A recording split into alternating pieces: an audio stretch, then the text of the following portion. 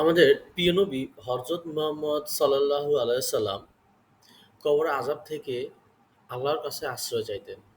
যে আমরা যখন মৃত্যুবরণ করব, আমাদের কবরে যে কত বেশি ভয়ানক শাস্তি হবে তা আমরা কেউই জানি না। বিভিন্ন হাদিসে আছে বা বিভিন্ন বিভিন্ন উলামা আলাইকেরাম থেকে আমরা শুনেছি যে আমাদের কবরে হবে ভয়াবহ আযাব। যদি কবরের এই আযাবের কথা যদি কোনো মৃত ব্যক্তি বলতে পারত, তাহলে মনে হয় আর কখনোই মানুষ এই দুনিয়াতে বেঁচে থাকা অবস্থায় কখনোই খারাপ কাজ করতো না বা খারাপ কাজে লিপ্ত হতো না। কিন্তু আফসোসের বিষয়, দুনিয়ার সকল খোঁজখবর পাওয়া যায়, কিন্তু দুনিয়া থেকে চলে যাওয়ার পরে কবরে কি হচ্ছে কেউই বলতে পারে না। তো হযরত আয়েশা রাদিয়াল্লাহু আনহা থেকে বলেন যে হযরত মুহাম্মদ সাল্লাল্লাহু আলাইহি সাল্লাম যখনই নামাজে দাঁড়াতেন, প্রতিবার আল্লাহর কাছে কবরের আযাব থেকে পানাহ চাইতেন। মানে মৃত্যুর পরে যাতে কবরে কোনো রকম আযাব না হয় বা আযাব যাতে খুবই বেশি কষ্ট না হয়, সেটার জন্য আল্লাহর কাছে বেশি, বেশি দরখাস্ত করতেন।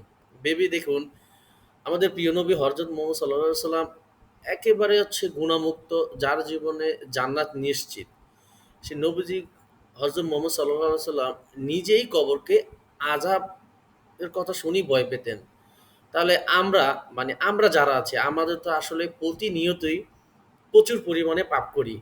মানে যেটা বলার বাহিরে। আমরা উঠতে, বসতে, খাইতে, ঘুমাইতে, সারাদিন চলাফেরা করতে প্রতিনিয়ত যে পরিমাণে মিথ্যা কথা বলি, যে পরিমাণ চোখের জিনা করি, খারাপ কাজ করি, মানে একে তো আমরা গুনাহে জর্জরিত, তারপরে হচ্ছে আমরা কি ৫ ওয়াক্ত নামাজও ঠিকমতো পড়ি না বা রব্বুল আলামিনের কাছেও আমরা ক্ষমা প্রার্থনা করি না।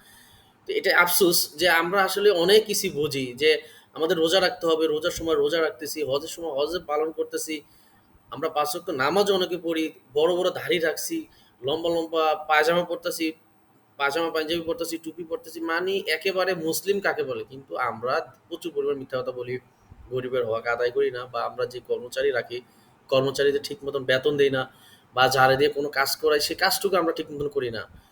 তো আমরা কিভাবে চিন্তা করতে পারি যে কবরে যেই ভয়াবহ আযাব হবে সেটা থেকে আমরা কিভাবে মুক্তি থাকবো বা কিভাবে নিজেদেরকে মুক্তি করব? আমার আসলে বোধগম্য আসে না। আমরা আসলেই মানুষ হিসাবে শ্রেষ্ঠ জাতি হতে পারি দুনিয়াতে।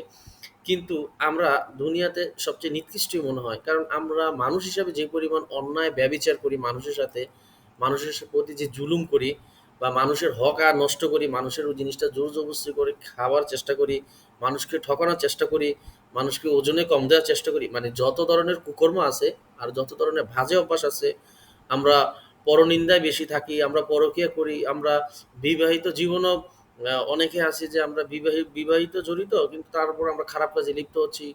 নানানতার বিভিন্ন খারাপ মেয়েদের সাথে আমরা উঠা-বসা করতেছি। মানে এই যে প্রতিনিয়ত আমরা গুনায় জর্জরিত, আমরা প্রচুর পরিমাণে মিথ্যা কথা বলি, খারাপ কাজ করি।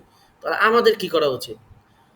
আমাদের প্রিয় নবী হযরত মুহাম্মদ সাল্লাল্লাহু আলাইহি ওয়াসাল্লাম তো জীবনে কোনো গুনাহই করেন নাই। তাহলে উনি যে যেই পরিমাণ কবরের আযাব থেকে ভয় পাওয়ার জন্য যেই পরিমাণ আল্লাহর কাছে দোয়া দরখাস্ত করতেন, আর আমরা তো প্রতিনিয়ত গুনাহ করতে, করতে, করতে, করতে আমাদের জীবনটাই শেষ। আমাদের জীবনের কিছু আছে। আমাদের জীবনে কিছু নেই। আমরা সবসময় মিথ্যা কথা উপরে থাকি, খারাপ কাজ করি। মানে গুনার কাজ করি। আমাদের সকালে ঘুম থেকে উঠেই শুরু করি গুনার কাজ দিয়ে। মানে আমরা আল্লাহকে ডাকবো কি আমরা গুনার কাজ দিয়ে শুরু করি। মিথ্যা কথা বলি। যা ইচ্ছা মন চায় তা দিয়েই বলি। কিন্তু আমাদের ভুলে যেতে হবে না যে আমরা যে একদিন দুনিয়া থেকে চলে যাবো। আমাদের এই দুনিয়াটা যে ক্ষণস্থায়ী। তা আমরা তো সেই হিসাবে সারাদিনই সিজদায় পড়ে থাকা উচিত। সারাদিন আল্লাহর কাছে ক্ষমা চাওয়া উচিত যে, "আল্লাহ আমাদেরকে মাফ করে দাও। কবরের গুনাহ থেকে আমাদের মাফ করো।" আমরা কিভাবে কি করব? আমরা সেটা করি না। তো সেটাই বড় আফসোস লাগে যে আসলে আমরা মানুষ প্রতিনিয়ত কত খারাপ কাজ করি। খারাপ কাজ করতে, করতে, করতে আমাদের জীবনটাই শেষ। জীবনটা শেষ একেবারে। কিন্তু আমরা সেটা বুঝতেছি না। বুঝার চেষ্টা করি না। আমরা বুঝি কিন্তু আবার করি। একদিকে করি, আরেকদিকে বুঝি, আরেকদিকে করি। মানে করতেই আসি আর ছাড়তাছি। এই হচ্ছে। আল্লাহ আমাদের তৌফিক দান করুক। আমাদের নিজেদের উপরে নিজেদের কন্ট্রোল করার আল্লাহ তৌফিক দান করুক। খারাপ কাজ থেকে দূরে রাখার জন্য আল্লাহ সবাইকে তৌফিক দান করুক। আল্লাহ সবাইকে হেদায়েত দান করুক। সবাই ভালো থাকবেন। আসসালামু আলাইকুম ওয়া রাহমাতুল্লাহি ওয়া বারাকাতুহু।